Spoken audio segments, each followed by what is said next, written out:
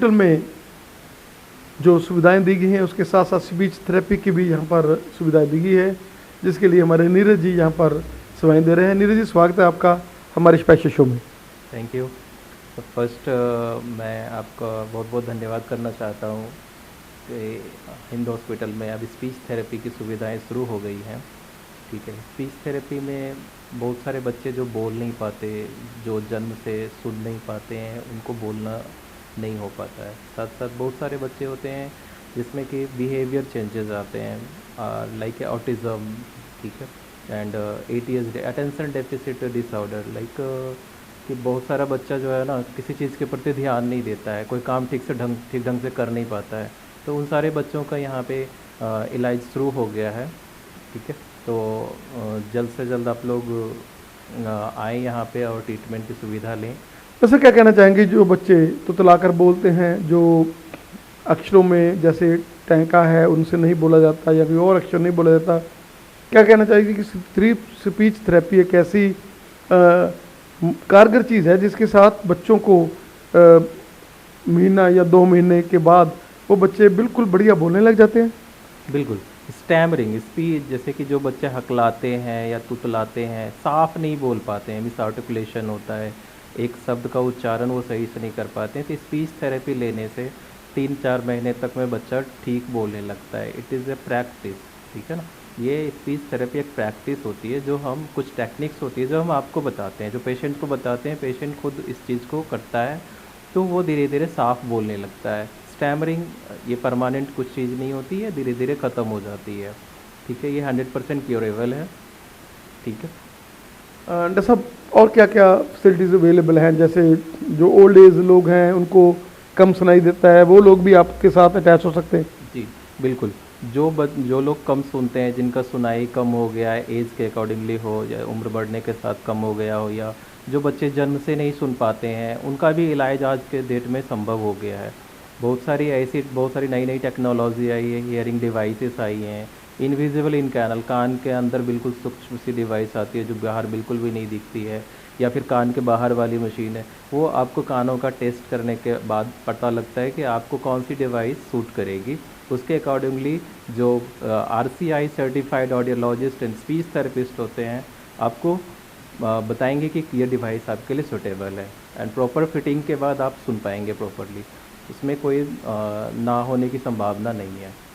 और डॉक्टर साहब, ये सारी चीज़ें अवेलेबल हैं आपके पास? जी, अब हमारे हिंद हॉस्पिटल में ये सारी सुविधाएं उपलब्ध हो गई हैं, तो कोई इशू नहीं है, आप लोग आएँ, सुविधा का लाभ लें।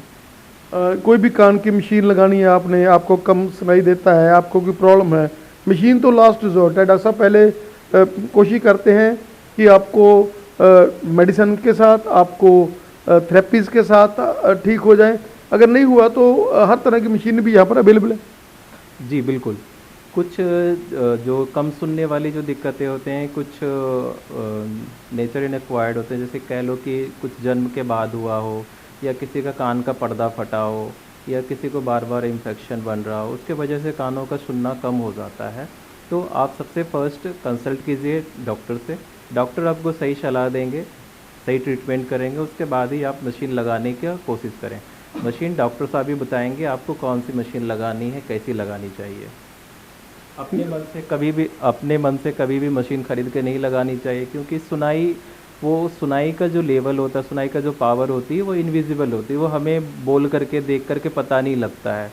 ठीक है ना, इसलिए सबसे फर्स्ट आप डॉक्टर से संपर्क कीजिए। डॉक्टर आपको सही सलाह देंगे कि अगर मेडिसिन से ठीक होने वाली होंगी तो मेडिसिन से ठीक हो जाएंगी।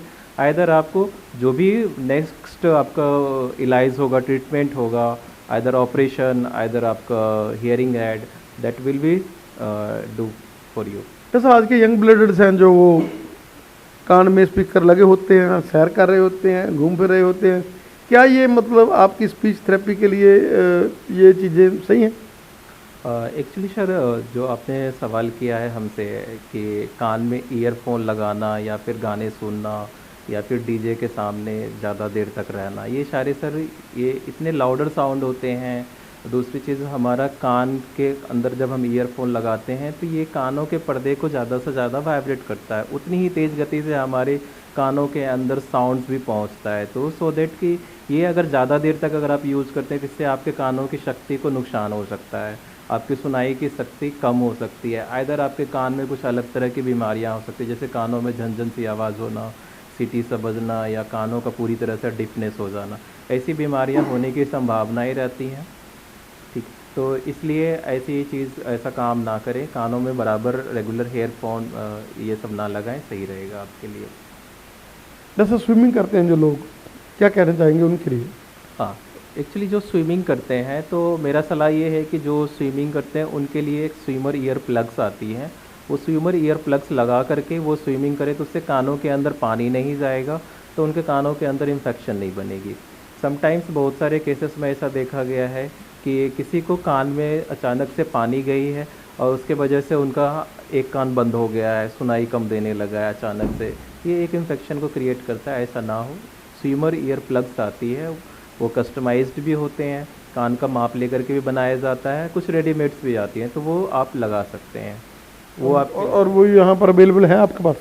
वो चीज़ भी हो जाएगी यहाँ पे। एक्चुअली बेसिकली क्या होता है, कस्टमाइज प्रत्येक लोगों का कान का शेप अलग अलग होता है, तो वो अलग अलग शेप से बनवा करके देना होता है वो चीज़, तो यहाँ पे अवेलेबल हो जाएंगे, नो टेन इशू, आप आइए, सुविधा मिल जाएंगी।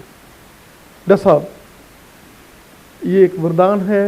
आप अहमदगढ़ वासियों के लिए आप लोगों को लुधियाना जाना पड़ता था, आप लोगों को दूर दूर जाना पड़ता था, चंडीगढ़ जाना पड़ता था, और डॉक्टर साहब, डॉक्टर नीरज जी ये सुविधा आपके यहाँ लेकर आए हैं। डॉक्टर साहब का हमें समय देने के लिए और हमारे दर्शकों को अवेयर करने के लिए कि स्पीच थेरेपी जो अभी अहमदगढ़ में हिंदू हॉस्पिटल में ही आ गई है, बहुत बहुत धन्यवाद।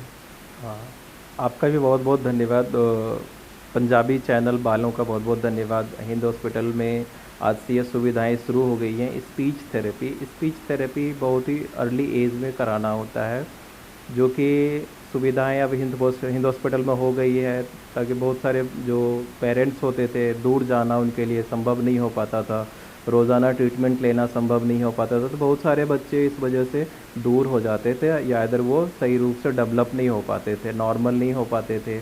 बहुत सारे बच्चे स्कूल अटेंड नहीं कर पाते थे, उनका एज तो बड़ा हो गया है, एज के अकॉर्डिंगली वो उनका हाइट ग्रो कर गया है, मैच्योरिटी नहीं आती है।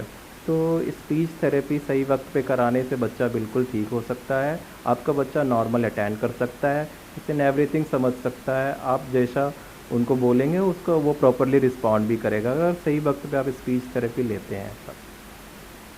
डॉक्टर साहब का बहुत बहुत धन्यवाद हमें समय देने के लिए। जी, थैंक यू सो मच।